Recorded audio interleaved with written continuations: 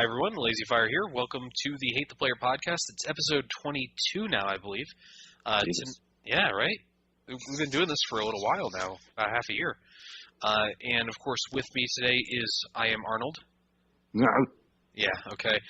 And Three Toes is out this week, so he will not be gracing us with his dulcet tones, unfortunately, for all of us. I heard he's actually in rehab for excessive masturbation. It's a problem. Yeah. Google it. It's, when the skin on your dick starts falling off because you can't stop just beating yourself over and over again, that's an issue. Hashtag flaccid, hashtag raw dick. Taking Viagra just so he can jerk off more. It was. I'm really glad we flew down there and tried to help him out. Yeah. Well, let's start getting into the details of what helping him out actually. Yeah. Yeah, you were very brave. Yep. You know what? But when you have an Ebro, I mean, you just have to do what you have to do. Take one for the team. Oh yeah. Actually, speaking of that, I went into the Battlefield 4 thread and let everyone know you were not dead this week. Yeah. The reaction was not what you would expect. The first person said, "I don't give a fuck." I've never heard of that person before, and he doesn't seem to be anyone we ever played with, so whatever right there. But most people were like, "Oh, we miss Arnold. We wish he'd come back." One person actually was demanding you buy a PS4 to play with them. So, there was the people who did respond seemed interested in the fact that, yes, you were alive, and you were not, drowning your own sorrows. I'm pretty excited that the first response was, "I don't give a fuck." It was like basically the guy said, "I really love hearing about this random dude I've never heard of," and I'm like, I didn't really have a response to that at the time because I posted it while I was at work, and I'm like, I probably shouldn't say anything anymore because I have to go to a meeting, and me responding to some guy and owning him in the meeting is just not going to work. Multitasking, man. Yeah. So you played Kingdom Rush Saga's Frontier. Yeah. Is that the full name? No, it's Kingdom Rush Frontiers, and it's actually a pretty fun little casual game. I think they're affiliated with Armor Games. It looks like the art is just like the first one if you played it, which is just like or the art is just like Castle Crashers, that sort of stuff. That hand drawn sprite type it's thing. It's a Flash game. Right. But I mean, it's pretty. I mean, we've had this discussion before, but 2D games can be really, it's not a beautiful game, but I mean, it's got charm, Yeah, that's the way I feel about Spelunky too. So yeah, I can understand where you're coming from. I agree. Well, the premise is it's your usual tower defense thing. It's not one of the games where you can put your towers anywhere, but there's a path, and along that path on the sides there are little dirt plots where you can put 4 different types of towers. Well, I mean, that doesn't seem like much for your usual tower defense game, but they can each specialize into 2 separate branches and different upgrades and different sub-upgrades. So for a casual game, it's actually pretty detailed. And it's, but I mean, the thing is, there's not a whole lot to say about it. It's good. Yeah. If you like those sort of games, you'll like that. If you don't like those sort of games, you might not like it. Yeah. So you're enjoying that? Yeah, playing your casual games, you motherfucker. On my iPad, whilst sipping the finest PBR, stroking my neck beard. Yeah, of course. That's a very popular move there. I'm actually wearing plaid and skinny jeans right now. Plaid and skinny jeans, or are they just like? Are you wearing plaid as a shirt and then skinny jeans? Well, I wish I had plaid skinny jeans. That's what I thought you were talking about. So yeah, I've been playing a little bit of the game that shall not be named, in case you start getting nostalgic. It was fun. I beat it several times on my own, so I feel pretty good about me. Risk of Rain. Yes, yeah. Try not to set off Vietnam-style flashbacks. I miss it. Yeah. So yeah, that's out there. I was enjoying that.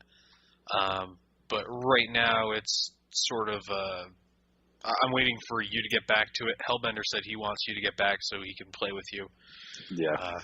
Online. Yeah, I should be getting back to my place in I think May right now. Yeah. So I'll be a lot more. I have a lot more to contribute to our little podcast. Oh yay!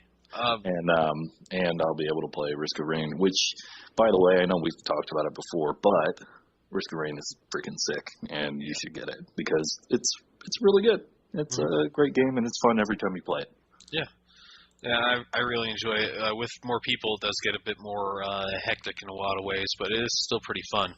It gets flat out harder, just because you have to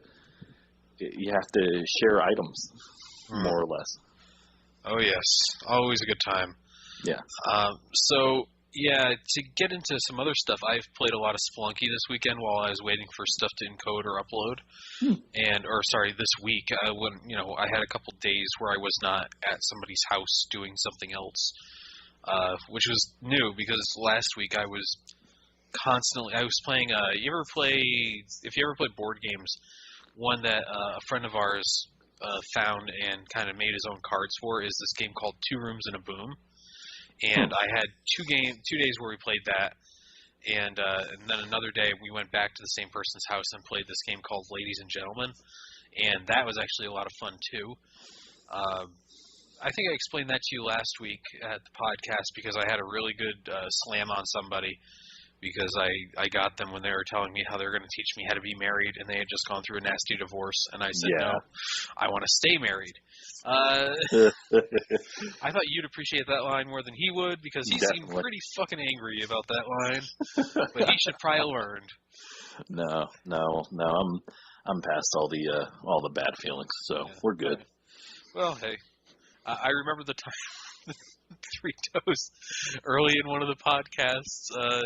If you go back into like episode 8 or 9 or something like that, he threw out something like you were saying something and he stopped himself. I'm like, no, what were you going to say?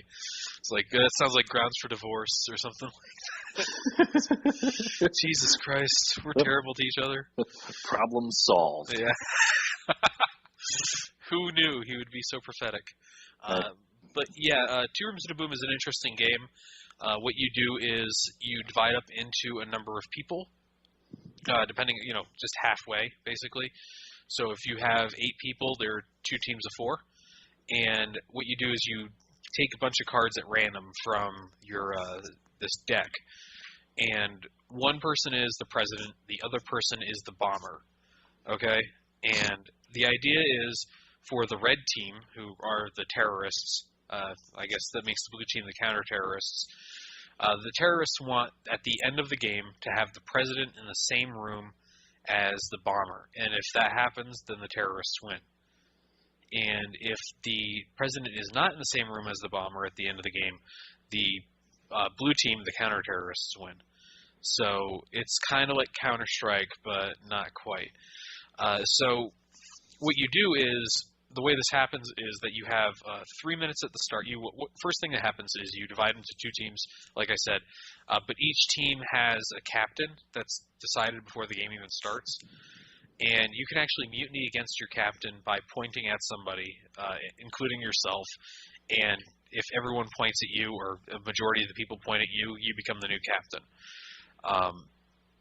Or whoever's being pointed at. And the captain has to make a decision at the end of the round who they're going to send over as a hostage.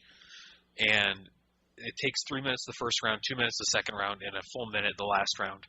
And at the end of that last round, whoever has the bomber in the room and the president in the room, they reveal themselves, and you figure out who won and who lost. There's a bit more strategy to it than that. It's just like randomly trading people. You have to ask questions, see what's going on. People have to be forthcoming with information or withholding, making you suspicious of them, all this other stuff. And the team captain doesn't always know if he's going to be in a group of people who are on his team or against him, or the captain himself might be the bomber or the president. So it could be interesting stuff. I really enjoyed it. It's a quick game. You can do it in 10 minutes total between everything. So it's one of those things that you can actually put together on your own, not pay anything for it, and if you have some people over, just if with a place with 2 rooms where people can be having negotiations, you're pretty set. It was pretty fun. So highly encouraged if you happen to be at a party.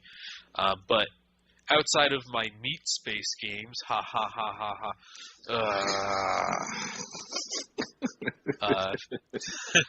I also played a bit more Titanfall and a bit more Battlefield 4.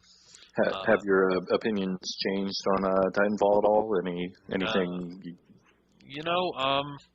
I spent a little bit more time with it. I've played on a few of the maps a couple times now. I have much better sense of how to get around and what I can and can't do. So if I should really put this together, but I have videos from like my first week and then my second week where I was like trying to run up surfaces I could not run up, or trying to double jump on top of a double jump. I've kind of got my movement down to a pretty good point here where I can just get across the map pretty quickly.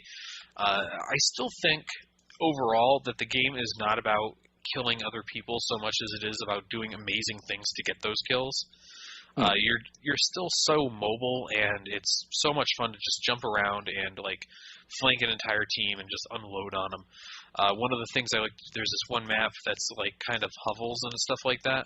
And if you're on one side of the map, if you're on the C side of the map in domination, hardpoint, whatever you want to call it, you can actually get over to the other team's capture point by jumping through this window in the room where the capture point is. And I continuously do that. And every time I do it, I get at least one kill before someone puts me down. Because I'm always there before the other team has the point, so they're still in the room. And I'm like, oh, well, I'm going to fuck these people up. But yeah, it still needs a couple things. It still needs an auto balancer between rounds, because it's not right now. If a team starts winning, they're going to keep winning no matter what happens. It still needs a couple of quality of life improvements. The menus need to be upgraded. They're very clearly console menus that someone just put a mouse on. And, stuff like that could always be improved on. But they said they're going to actually add more game modes and for free, not with the DLC, but more game modes. Yeah, I was about to make that comment. They're going to change out... you're going to be able to edit your loadout names, because you can't do that currently. You're just Custom Pilot 1, Custom Pilot 2, or Custom Titan 1, Custom Titan 2. So there are those things that they can work on. What's really cool, I didn't really mention it before, is there are these things called burn cards. And you get slots for 3 of them at a time, and you can hold up to like 25, I think. No, 50 maybe? I don't know. I have not reached the cap yet, but I barely ever remember to use them. But if you hit the B button or key at any time, you'll bring up this menu where you can select a burn card.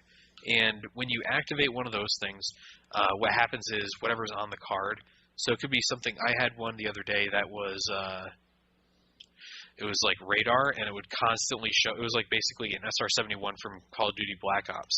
Constantly showed me where everyone on the other team was and where they were looking. So I could just like hunt them down. And it's apparently some of the burn cards are more rare than others. But sometimes it's just like really improved weapons. Like I got the amped LMG, which has this horrendous recoil, but if you fire it and hit somebody enough times to kill them, they explode in bloody mist. Yeah, it's pretty intense stuff. But those are really fun. They're game changers for sure. You can activate one of those things, but you have to set them before you go into the round, and once you use it and you die, it's gone forever. Oh, so kind of a like a meta kill streak. Yeah, I consider it almost like a perk that you can activate, I think, is Gotcha. The way to look at it. The really fun thing about that game, and I'm going to just keep saying it, is that it really takes the Call of Duty 4 formula, where there's a little less bullshit than usual on screen at all times, and tones down some of the stupider ends of it, like all the guns, all the attachments, all the perks. So you're down to 2 perks instead of 3 total for your character, and the perks don't really affect how fast you move or how often you move. There's actually a piece it's called equipment that you select. It's kind of like your 3rd perk, and that is like you can activate a button to go cloaked, or you can hit a button to go faster than other people. But there's also a kit unlock that allows you to be like the extended parkour kit, so your wall runs last longer or something like that. So there's a couple little things that kind of substitute for the perks, but there's so few of them that you're never going to come across somebody who's just like, I have the exact things you need to be awesome at this game. Fuck you, this is the only way to play it. Which is a good thing. Yeah, because, I mean, like Call of Duty games, even Battlefield 3, I think you'll agree to this one, there were definitely loadouts and vehicle setups that were definitely so far above the other ones that if you weren't running them, you were actually putting yourself at a disadvantage. Oh, when I went from 360 to PC Battlefield 3, I mean, I was a Colonel 100 on 360, so I mean, I had all the unlocks and all that. You have no idea how many times I was a good shot. I'm pretty good. You have no idea how many times I got the drop on somebody in a tank. I got the first shot off, and they have reactive armor, and I don't, and I lose. Yeah. Reactive armor, like if you didn't have reactive armor in Battlefield 3, you were toast. Just like Juggernaut in Call of Duty 4, or Deep Impact or whatever it was. The one that did more damage. Stopping Power. Stopping Power, yeah. That's why they took those two out and they put them into death streaks in Call of Duty Modern Warfare 2. Right. But even then they were bad. And Modern Warfare 3 took them out altogether. But what they did was they actually just gave everyone Stopping Power style damage to all guns. They basically said, like, the time to kill that Stopping Power gave you was so overpowered that they just gave it to everybody in the subsequent releases. So you actually lost, I think that was a large part of why the game got a little bit too twitchy and a little bit too fast, was that they just said, okay, instead of like 4 bullets to kill everyone, you need 3 bullets, and that goes across this entire weapon category or something like that at the longest range. At a point I can understand it, like you want the game to move quicker, but it got, like, by the time Black Ops was always the slower series, like Black Ops, World at War was a bit slower than Call of Duty 4 was even, and then Black Ops kind of brought back the Modern Warfare, the first Modern Warfare kind of speed, and then Black Ops 2 was just like, it was still fast, it was like Modern Warfare 3 fast in a lot of regards. So it got really fast. And Titanfall, by the way, I'm not like trying to say, oh, okay, well, Titanfall is much better. Titanfall is so fucking fast. I mean, a lot of it's speed, but you're going to be like chasing these guys down, and they're going to be like wall running and jumping across this alleyway to wall run on another building to get on top of this building to jump over here, and you're trying to follow this guy. There's a difference between being fast for the sake of like trying to keep people with ADD entertained, and being fast because that's how the game is supposed to be played, and it's just impressive when you're like chasing this guy down and you finally track him down. After I was in this wall run battle with a guy, and he was like, we were trading off shots with the shotgun while we're running across these buildings. And I finally got to the top of the level, and I started getting this warning that I was out of the level. And I'm like, oh, shit, I better get back off this building. And I dropped down. Luckily, on the way down, I jump-kicked him when he was where he was hanging from a wall. And I was like, that's amazing. Because you can hang from the wall by holding the right mouse button. And you won't be able to aim down sight while you do this, but you'll be able to fire from there. And I definitely have gotten a few kills doing that. It's a tactic some people use to cap points because you can't really see somebody on the wall that easily. So people do it. It's interesting, but I use it when somebody's in a wall run battle with me. I'll just basically do that to stop completely and make them lose me. It's actually pretty effective that way. So, think about it. It's one of those fun things. The game definitely isn't for everybody. I'll say it now. If you are not into the Call of Duty Modern Warfare style of really quick games, and you're not really up for a lot of movement in your game, if you're one of those guys who like, I'm going to play Battlefield 4 and I'm going to sit on this carrier and I'm going to snipe from the deck, the game is not for you. If you're that kind of person, you're never going to like it. But everyone else should. It's pretty fun. So, speaking of Call of Duty, there was a bit of news that came out of the Game Developers Conference this week, which is that Sledgehammer Games is actually developing the next Call of Duty game. Really? And if you've not been paying attention, what usually happens is They Infinity switch Ward, off every other time. Yeah, Infinity Ward, then Treyarch, then Infinity Ward again. So they're on a 2-year cycle. But what this actually means is not that Treyarch isn't developing a Call of Duty game. They actually are. What's happening here is that Activision has started a 3-year cycle on all of the Call of Duty games.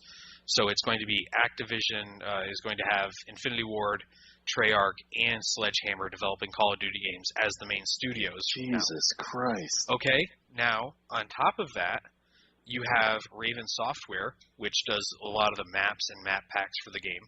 You have, Beachhead Studios, which is the company that makes the Call of Duty Elite app, and that's it. That's all they do.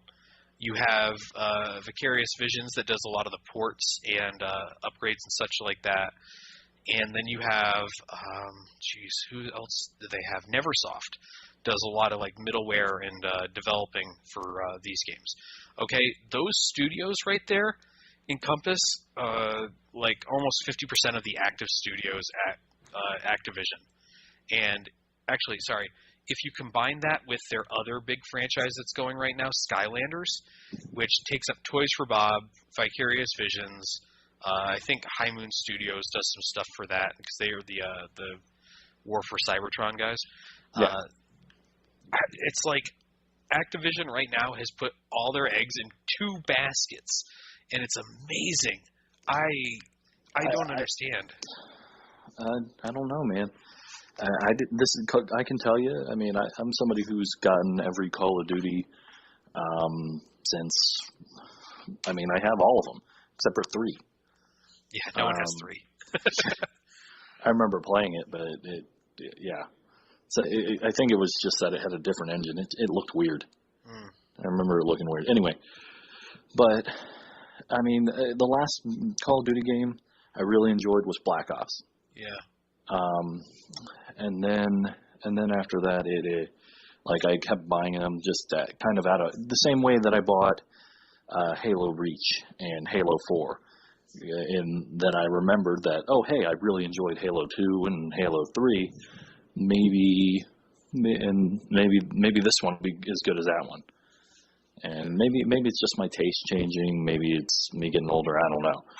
But I definitely just don't enjoy Call of Duty like I used to. Yeah. Yeah, and I think it's like it's stale. Yeah, and I don't want to turn this into another Call of Duty podcast by any means, by the way. Right. Because we've done this several times, and yeah. I just wanted to talk about like the fact that Activision, which is right now the biggest in terms of sales publisher in video games, especially when you compare them with they also still I think encompass Blizzard as well. They have basically two big revenue streams, and then they've got licensed games. Like, let's see, Deadpool they released last year, which was another High Moon Studios game. They're like I said, they're the company that made the Transformers games, which were actually really well regarded for both their single and multiplayer. More single player than that. I just not my type of game, you know. Yeah, it was definitely a modern military shooter style campaign, but you could turn into a truck. So that was the thing. So if you're running around and you're like, Sergeant Foley, duck, and you're like become a truck, it's like, okay, yeah, that makes some sense. But they've got studios that just do, for example, Activision actually owns a company that does nothing but netcode for Call of Duty games. And they always launch with terrible netcode. So, but between Skylanders and Call of Duty, that is like all they produce these days. I'm going through the list of their current studios, and it's like, who has ever heard of Freestyle Games?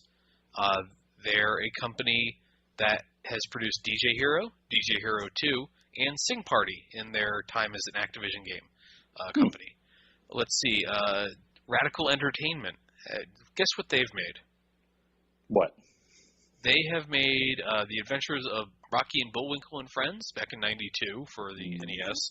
What? And okay, that's what they started at. They made the GameCube and PlayStation 2 and Windows, I guess the actual version of The Simpsons Hit and Run. Before that, they made the Hulk video game in 2003. They made the Dark Angel video game in 2002.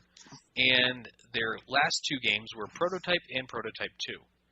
Before that was the last two Crash games, and before that was the Scarface The World Is Yours game, one of the few games that has actually been called out as the reason for somebody killing someone else, because two Florida teens got into an argument over whose turn it was to play that game, and one of them ended up getting stabbed.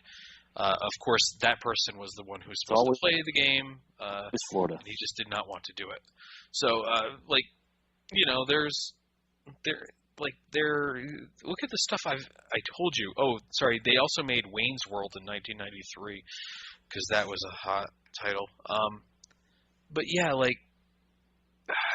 this is a company that has all these studios underneath their belt, and they pump out licensed games that no one buys, and then they pump out Call of Duty and Skylanders, which everyone buys.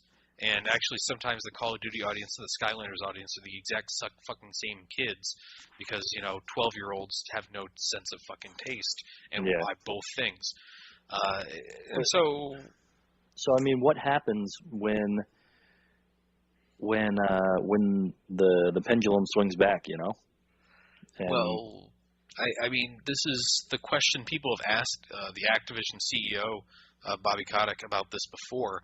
And he said, well, Call of Duty keeps selling insane numbers, so we don't have anything to worry about. But I think that was probably what they were saying to people when Guitar Hero 3 was coming out, and they announced Guitar Hero 4 the next day, And now where's Guitar Hero? They haven't released a game since, 2010. I haven't played one since the third one. Yeah, the third one got fucking stupid because that's when they handed it over to Neversoft. Because the studio that Harmonix, the studio that created it, was bought, sold by Activision or something, or they sold the rights to Activision for Guitar Hero and then left. And then, of course, Activision closed Red Octane, the studio that had helped develop the series. So, why'd they buy? Or that was the production house that pushed out the first one that Activision was a partner with. But they just but Guitar Hero 3 was weird because they took people from the Guitar Hero forums and really well-known Guitar Hero communities, and were how do we make this better? And the Guitar Heroes people idea of how to make everything better is more metal and make it way stupid difficult. And I can remember playing demos for 3 and just that was overly hard for the first song in the game. Even at expert difficulty level, it shouldn't be that difficult. And today the series isn't around. We could also ask Neversoft what happens when Activision can't sell any more Tony Hawk games. I mean, Activision has for years been just bouncing between major franchises and hoping that the next one shows up just in time for the bubble to burst on the previous one. Yeah, well, so far so good. Yeah, but I gotta ask you, what do you think the likelihood is that Call of Duty 2K14, as we should call it, let's just start doing that. That's actually what the working title is, Call of Duty 2014. But 2K14, do you think that it comes out for the Xbox 360 and the PlayStation 3? I would imagine. I mean, if you look in the past at most major franchises that have been on prior platforms, that aren't exclusives.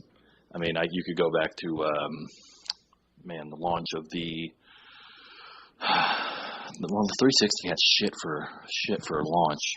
I mean, that was a really bad launch. Gears of War was good, but I mean, anyway. No, that wasn't even a launch. That was 6-8 months later. It was yeah. You're right.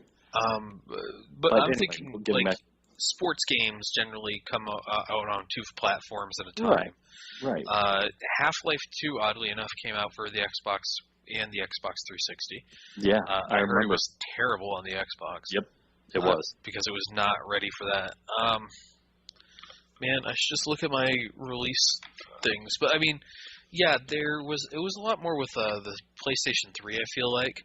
But I mean, like even up to Call of Duty World at War, which came out 2008. That Came still out for got a PlayStation 2. yeah, still had a PlayStation. I keep harping on this. I'm someday going to track down a PlayStation 2 and that fucking game, and I'm going to LP it for everyone because I heard it was really bad in a lot of ways. But anyways, like. But I mean, Call of Duty still uses basically the same engine, so I don't see why not. Well, that's the interesting thing. It turns out that on the Xbox 360 and PlayStation 3 versions of Call of Duty Ghosts, they actually had to limit you to 6-on-6 for all game modes. Really? Yeah, they would not let you do ground war because there was one of the guys who posted before the game released in the thread. I'm sure he's on an NDA now for whatever he's working on next. Basically confirmed that it was because there was too much shit happening in terms of like physics objects and stuff in the game that the Xbox 360 and PlayStation 3 couldn't handle 18 total players. But they've been using an upgraded version of the IW engine, as they call it, which is just an upgraded version of the Quake 3 engine, for the better part of a decade now. The IW engine actually got introduced with Call of Duty 2, so that was released in, 2005? Yeah. So yeah, that was the launch title, wasn't it? Yeah, it was. That was the first game I saw that I was like, oh wow, holy shit, next gen. Yeah, I can remember seeing a ad for the game and how fucking clear it looked compared to all the other stuff, because it was of course high def versus all the games that were on the Xbox One, or the original Xbox. I can't say Xbox One that were on. But the Xbox that was out at the time was putting everything out in like 480. And then everything that was coming, or they could do 720, I thought. But the ad for the Call of Duty game was just like, holy shit, that looks really clear. Yeah. And for the time, it was an amazing game in terms of look and everything like that. And I actually bought it and played through it probably about a year and a half ago, and it still holds up pretty well. I mean, it doesn't look as pretty since it was a launch title. But I mean, it was still passable, and I remember playing it the first time, and that was one of the first times that I saw like iron sights, in a game. I'm like, oh, holy shit, that's awesome, and I really liked it. Yeah. So it was but this is like for 10 years they were able to just pump the Xbox 360 for some pretty impressive looking graphics. I mean, no one will argue that. Until I was talking to somebody about this today. Until you went into your Xbox 360 and you changed your output from like whatever the normal is, like 720p or something like that, and made it 1080p. Because holy shit, do the games look way worse in 1080p. Like the internal upscaling on the Xbox 360 can only go so far. Yeah. But when we talk about this stuff, let's talk about Titanfall for the Xbox 360. It runs on the Source engine, and it got delayed till April, which is kind of weird because it was supposed to come out like next week. So it's now mid-April or April 11th, I believe. But it apparently runs at 720p maximum with upscaling and is sub 30 frames per second a lot of the time. And that's like, that game is not as intense as you would think. I mean, my PC does not cry mercy at that game at all, but that's kind of a crazy thing. Like, okay, it's not going to run full 30 frames solid even, and it's going to be scaled up from 720 or from like 430 to 720 or something like that. But we played Battlefield 3 on the 360, and I mean, look at the difference there. Yeah, but this is the difference here is that Battlefield 3 was it started life as a PC game, and then DICE got the numbers back for Bad Company 2, and were basically told by EA, we're going to give you money, but only if you make Battlefield 3 a console-focused game. So halfway through development, they had to start focusing on making it work on the consoles. which is why you got the smaller map sizes and Mm-hmm. the focus on why Rush was actually a good game mode there and playable. But yeah, like this is a port that was not even done by what's their name, Respawn. It was done by a third party, and it sounds like they really tried to make it all work. But there is a lot going on in Titanfall at any given time between the pilots and the size of the map and the number of AI guys you have running around and everything. So I can understand where it gets a little hectic. I just can't understand, like, okay, we can't even do this thing in HD, really, and it's not going to make more than 30 frames per second. Maybe that's some Source Engine weirdness on the Xbox 360, I don't know.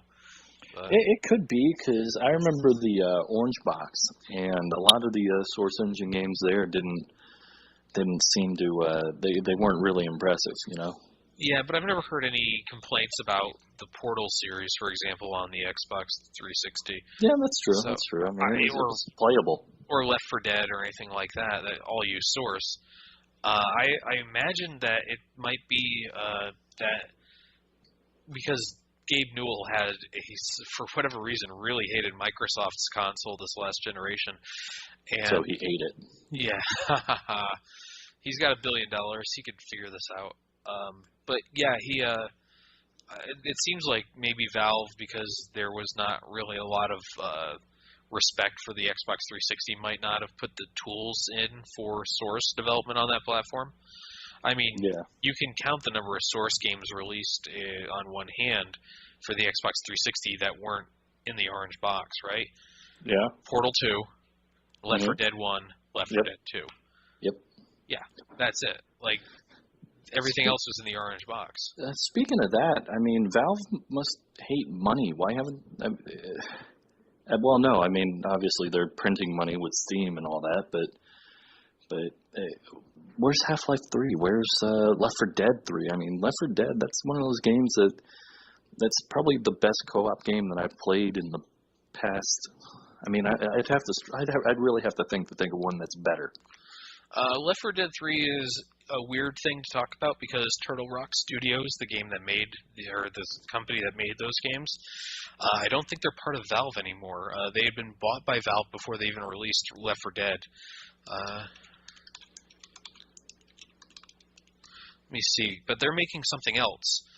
It's like Evolve or something like that. Hold on, yes, Evolve. And let's see here. Okay, so Turtle Rock is interesting. Jesus Christ. So Valve bought them in 2008, and they took control of like all development. And then in 2009, they had released Left 4 Dead, and they were no longer working as part of Valve. They apparently created a new department in 2010, and wow, they couldn't find a publisher for their game in 2010, and they started hiring in 2011. THQ started publishing for them in 2011 as well, and then in 2011, they announced that, the end of 2011, they announced that CryEngine 3 would be powering their next game. So it's not even Source, despite the fact that they were pretty well known for a Source development. And in 2013, Take-Two Interactive has acquired the rights to publish Evolve, which is a new franchise that they're working on. It's sort of like a four-person... it's basically Left 4 Dead, but you're fighting monsters instead of zombies, and you have pretty specific roles. It's sort of like a Return to Castle Wolfenstein Enemy Territories, but four-person co-op, it sounds like. It's coming out for the PC, PlayStation 4, and Xbox One in the third quarter of this year. Good deal. There's a YouTube ad for the game. It looks pretty neat in a lot of ways. It's almost like the way I'd almost describe it is kind of like a 3D Risk of Rain almost, I guess. If I wanted to sell you on it, that's how I'd talk about it. Yes, go on. But yeah, I mean, the studio that made the Left 4 Dead games, I just went through this really shitty synopsis of their lives, but they kind of quietly exited Valve, and I think they probably took the IP with them because, I mean, Valve hasn't pushed Left 4 Dead stuff since the Sacrifice DLC, and they have said numerous times that Half-Life Episode 3 is eventually going to release. But man, back when they announced that Half-Life Episode, like, instead of expansion packs, they were going to have these episodes to it, that was back in the heady days where people were like, yeah, once consoles have really big hard drives, what we'll do is we'll start releasing Tomb Raider as like chapters instead of a full game. That never came out because Valve was trying to prove that you could do it, and then Episode 3 got away from them. So where it got away to? The moon. I'm going to fund Episode 3 with my bitcoins, which are constantly going down, down, down. Oh, no. Who would have seen that coming? Just everyone ever. Anyways, but yeah, the reason I was bringing up developing for last-gen platforms, like they're doing with Titanfall and Xbox 360 and everything, is because increasingly we're seeing companies say that they're not going to publish their newest, biggest game for the old systems. And this kind of got brought to a head this week when WB announced that Rocksteady Studios, the company behind the Batman Arkham series, are not going to be porting or bringing the newest game, Arkham Knight, which is coming out at the end of the year, to the Xbox 360 or PlayStation 3. It's going to be next-gen and PC only. So a lot of people are saying this is kind of a sign that the next gen of platforms is kind of so far beyond what the Xbox 360 and PlayStation 3 could do that it's not really worth anyone's time to try to make them work and strip down the games. My guess, they said that it's going to be bigger than Arkham City, which was they're bigger than Arkham Origins, which itself was bigger than Arkham City by like a factor or two or something like that. Apparently, you're going to be able to drive the Batmobile now, so that'll be cool. But not a lot of information released so far. It's going to be interesting to see what they do with it because they're not going to have the central conflict of the Joker versus Batman like they did for the first two games of the series. And, of course, the third game in the series had another character. You know what? I won't spoil it. I've read the Wikipedia article on it. But, yeah.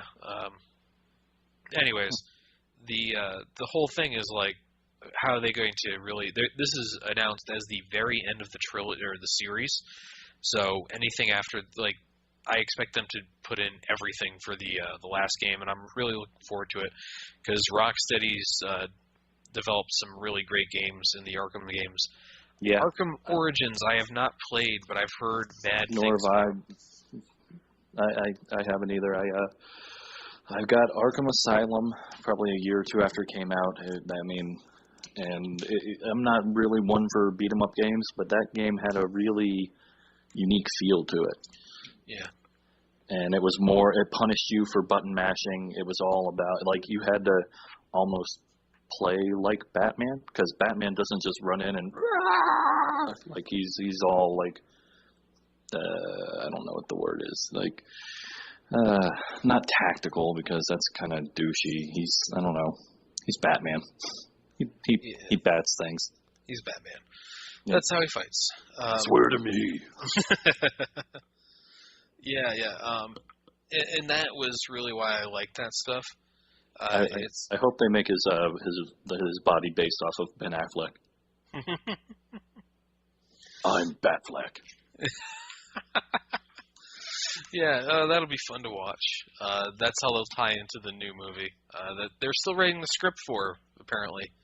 They're going to start shooting any day now, but they're still writing the script. Huh. Yeah, that's pretty bad. Yeah, that is. But you know what? That's one of those things. Ben Affleck has actually been good in his most recent movies, so I'm willing to give him a shot. Yeah.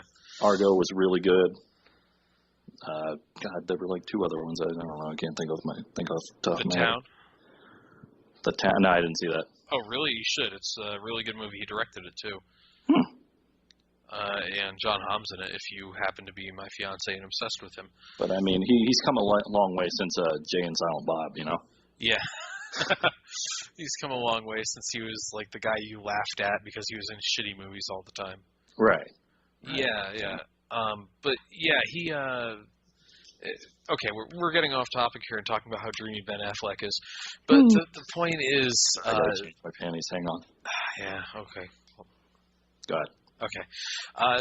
The thing is with Arkham Origins, some people were telling me that the issue there is not only is it like extremely difficult from the get-go, so it's like in Arkham City there was this kind of sense of scaling, like you're going to start off and you're going to face goons, and then you're going to face goons with like knives, then you're going to face goons with shields, and then they'll eventually throw these guys together with a guy with a gun or something like that.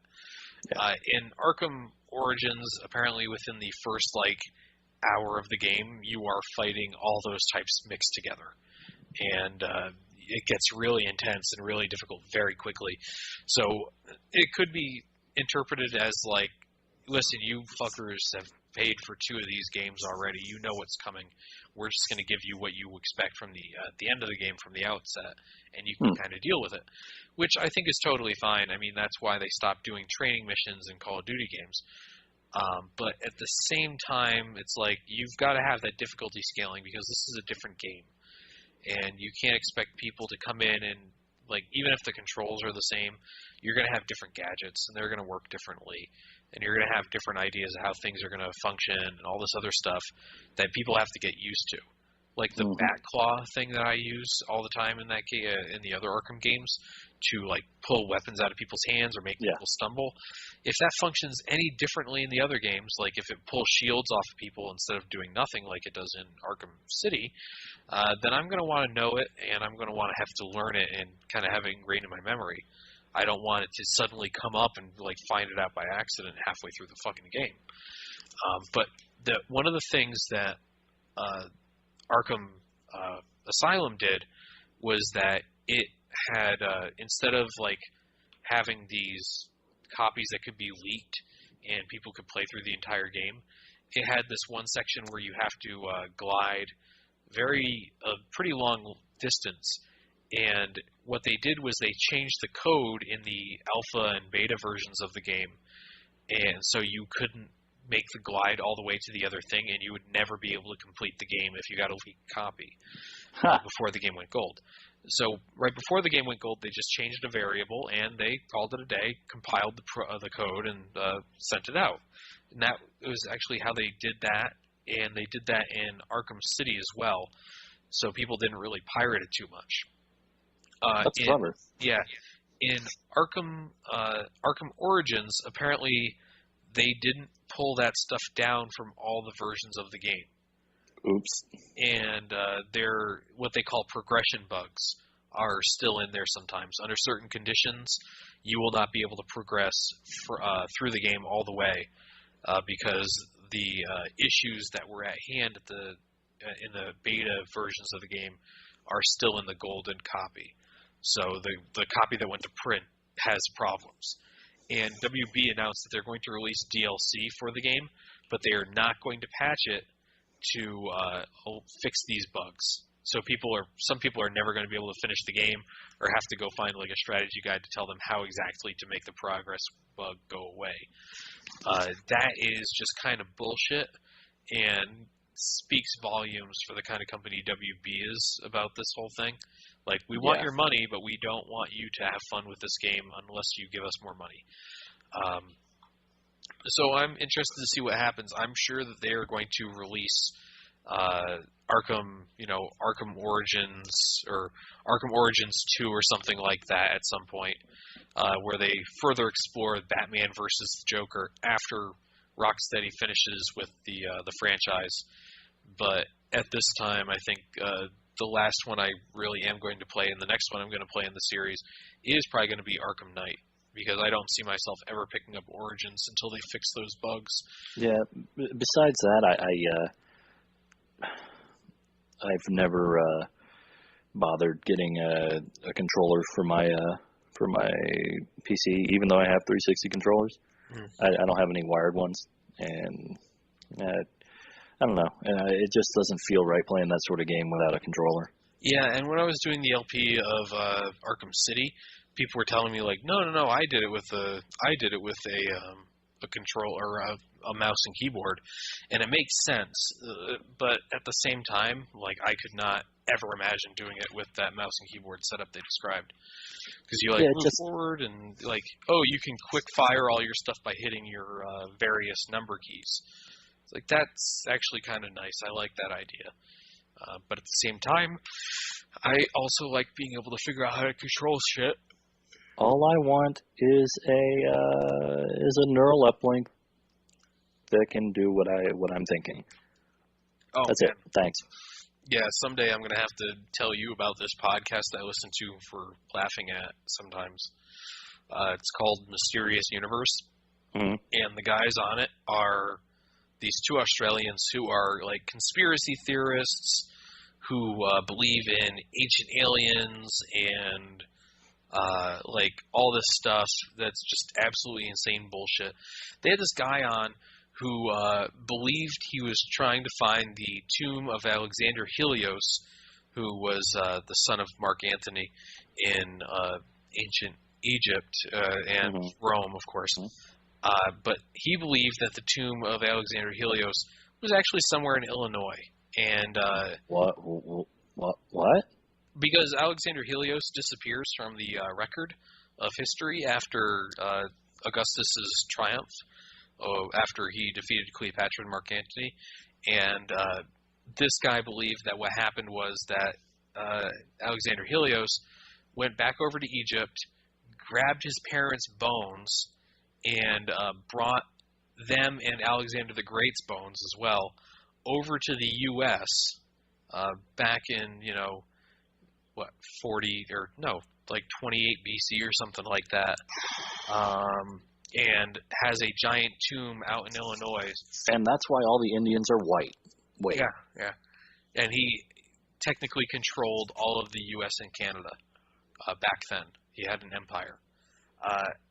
And these guys listened to this man talk for, I kid you not, an hour, and didn't once go, but isn't this all bullshit? Because that would have been my immediate reaction to any of the things that guy said. And there's, this is all tied to another, paranormal conspiracy theory thing. What is it? The caves or something like that? I'd have to go look it up. But yeah, that's a thing. Well, I'm going to find it, motherfucker. You're going to hear about it. But yeah, while I wait, hold on, stay here. I'm going to talk about, what the fuck? Haunted caves? Well, this podcaster took a turn for the, yeah, this is something I wanted to talk about for a long time. AlexanderHelios.com.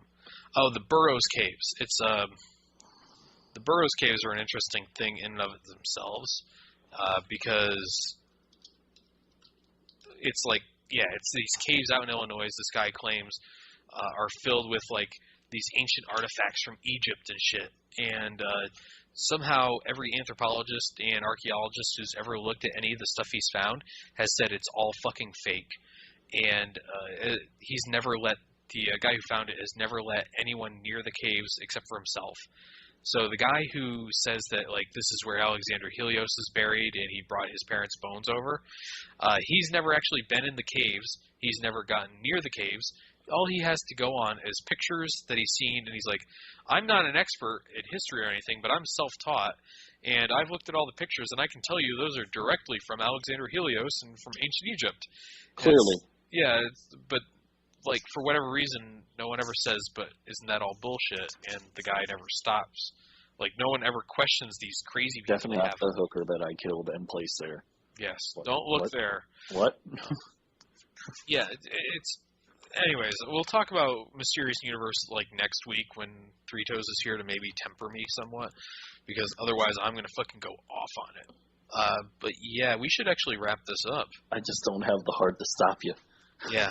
I'm very, very interested in this subject. Listen to me.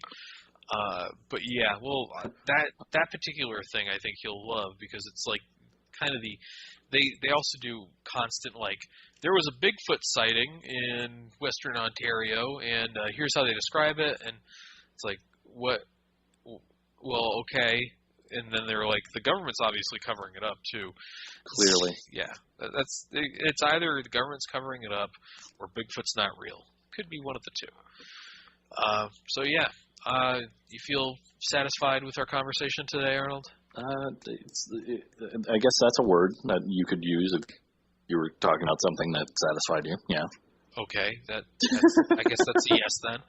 Convoluted logic, but I'll buy it. So yeah, thanks for listening, everyone. Arnold, do you have any final words? Words. Roll Tide. Oh God.